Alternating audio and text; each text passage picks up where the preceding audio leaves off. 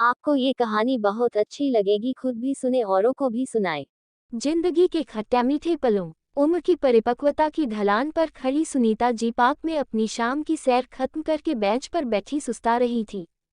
पास वाली बेंच पर कुछ लड़कियां बैठी गपशप कर रही थीं। वे शायद एक ही कॉलेज में पढ़ती थीं और अगले दिन की क्लास बंद करने की योजना बना रही थीं। उनकी बातों को सुनकर सुनीता के चेहरे पर एक चंचल सी मुस्कान दौड़ गई। उसे उनकी बातों में कहीं अपना अतीत झलकता सा लगा। अपनी जिंदगी की कहानी के खट्टे मीठे पलों को याद करती सुनीता कब पार्क की सैर से निकलकर अतीत की सैर पर चल पड़ी, उसे पता ही नहीं चला। अतीत के इस पन्ने पर लिखी थी करीब 30 साल पुरानी वह कहानी जब सुनीता नई नई कॉलेज गई थी। अभी ग्रेजुएशन के पहले साल में थी। पहली बार आज़ादी का थोड़ा सा स्वाद चखने को मिला था, वरना स्कूल तो घर के इतने पास था कि जोर से छींक भी दो तो आवाज़ घर पहुंच जाती थी। घर से कॉलेज पहुंचने में सुनीता को बस से करीब 40-45 मिनट लगते थे। वह खुश थी कि कॉलेज घर से थोड़ी तो दूर है। मोहल्ले पड़ोस की ज़्यादातर लड़कियां इसी कॉलेज में आती थीं, इसलिए किसी भी शरारत को छिपाना तो अब भी आसान नहीं था। सबको राजदार बनाना पड़ता था। मध्यवर्गीय परिवार में पली भी सुनीता के घर का रहन सहन काफ़ी कुछ गांव जैसा ही था। दरअसल सुनीता के जैसी पारिवारिक स्थिति वाले लोग एक दोहरी कल्चरल स्टैंडिंग के बीच झेलते रहते थे।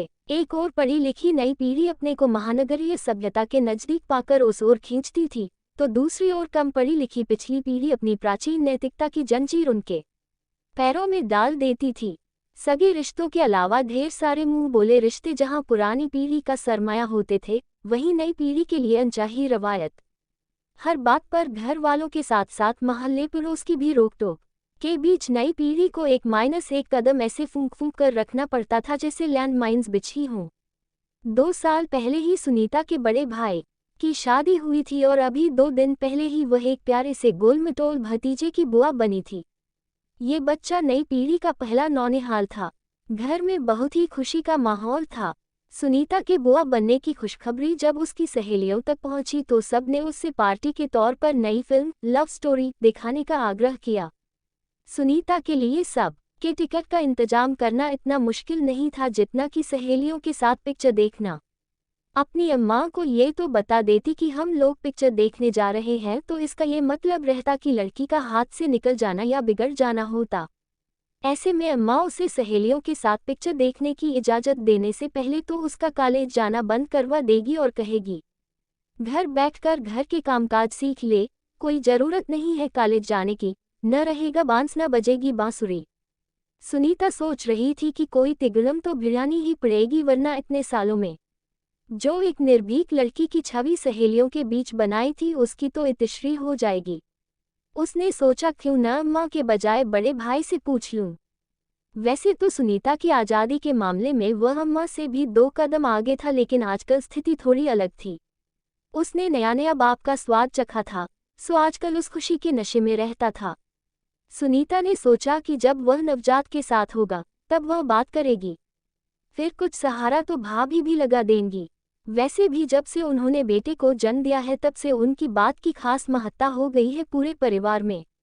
अगले दिन जब सुनीता ने अपनी रिक्वेस्ट को नरमनरम शब्दों के तौलिए में लपेटकर उस पर माहौल की खुशी का इत्र छिड़क कर बड़े भाई के सामने पेश किया, तो पता नहीं ये सुनीता के शब्दों का जादू था या भाई के पिता बनने का असर, या ये कि उसके भाई ने न केवल इजाज़त दे दी बल्कि अपनी जेब से पैसे निकालते हुए पूछा, कितनी सहेलियां जाएंगी?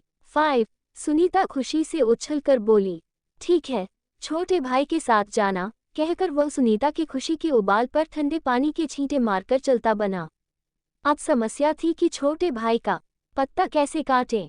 सुनीता ने छोटे भाई को सारी बात बताकर उसे कल के 6 टिकट लाने को कहा। ये सुनते ही वह उबल पड़ा, पागल है क्या, मैं भला तेरे और तेरी सहेलियों के साथ फिल्म देखने क्यों जाऊंगा।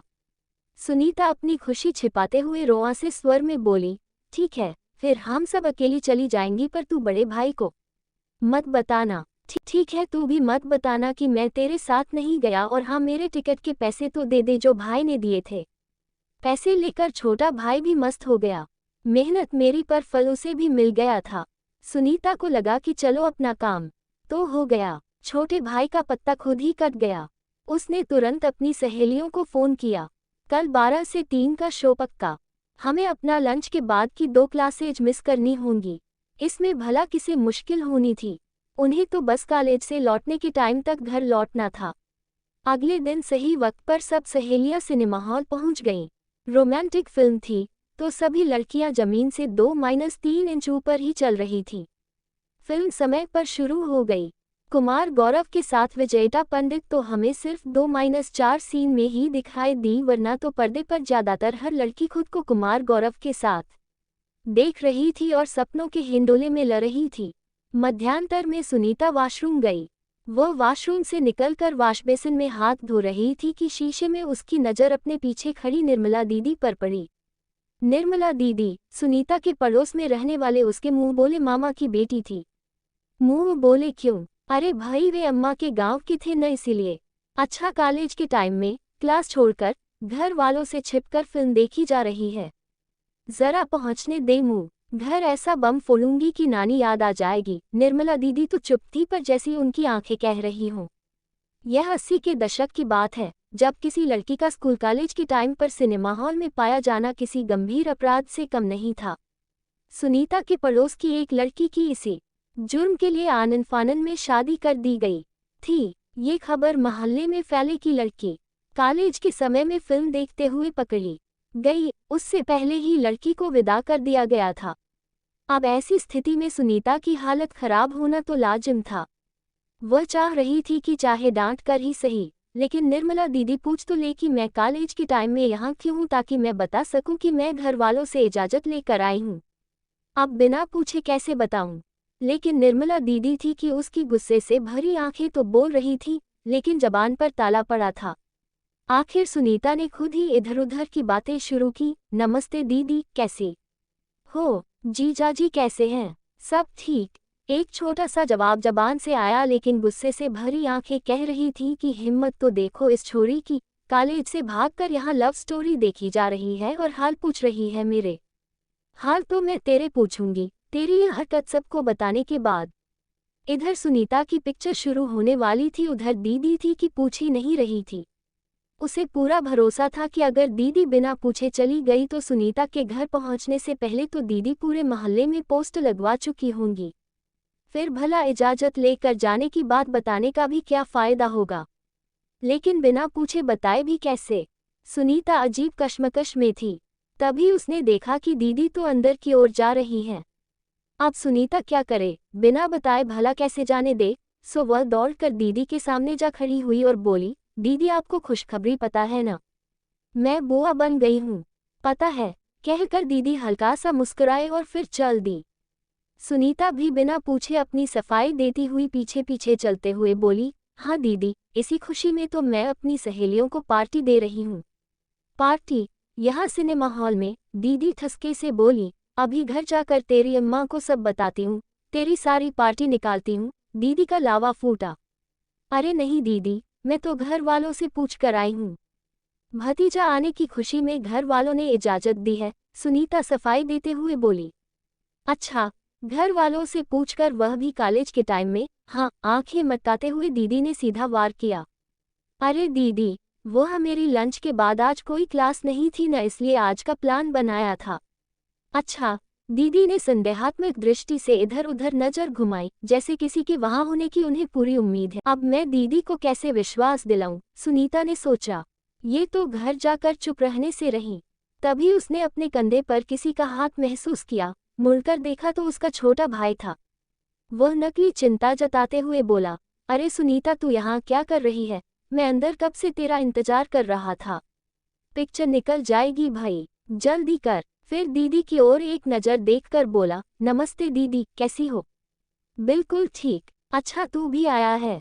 चलो फिर तुम पिक्चर देखो, मैं चलती हूँ, कहकर दीदी चल दी। सुनीता की सांस में सांस आई। वह भाई से बोली, तू यहाँ कैसे? भाई ने बताया, तेरी मेहरबानी से मुँह भी टिकट के पैसे तो मिल ही गए थे, तो मैं भी अपने दोस्तों के साथ पिक्चर देखने आ गया। यहाँ देखा तो तेरी क्लास लगी हुई थी। फिर शरारत से मुस्कुरा कर बोला, चल समझ ले कि मैंने तेरा एहसान उतार दिया। तूने मेरे लिए टिकट के पैसों का इंतजाम किया और मैंने तुझे दीदी से बचाया। हिसाब बराबर। दोनों का ठहाका सिनेमा हॉल में गूंज उठा। तब सुनीता का मोबाइल फ़ोन बज उठा और वह अतीत की टाइम मशीन से निकलकर तुरंत पार्क की बेंच पर पहुंच गई। सुनीता ने फ़ोन उठाया। उसकी बेटी रिया का फ़ोन था। हेलो मम्मा, मैं आज घर देर से आऊंगी। फ्रेंड्स के साथ मूवी देखने जा रही हूँ। कॉलेज में एक्स्ट्रा क्लासेज के बाद रिया ने फ़ोन किया था। ओके बेटा, कहकर सुनीता ने फ़ोन रख दिया और वह घर की ओर चल पड़ी। रास्ते में कंस्ट्रक्शन का काम चल रहा था, इसलिए वह अंधेरा होने से पहले घर पहुंच जाना चाहती थी। जिन रास्तों पर वह जिंदगी भर चली थी, अब वे रास्ते लोगों को लंबे लगने लगे थे और सरकार द्वारा उन पर फ्लाईओवर बनाकर उन्हें किसी तरह छोटा किया जा रहा था। सुनीता सोच रही थी कि क्या ये फ्लाईओवर सिर्फ सड़कों पर ही बने हैं? जिंदगी की राहों पर भी तो हर कदम पर फ्लाईओवर बन गए हैं। मेरे चैनल को पिलिच पिलिच लाइक और सब्सक्राइब करें।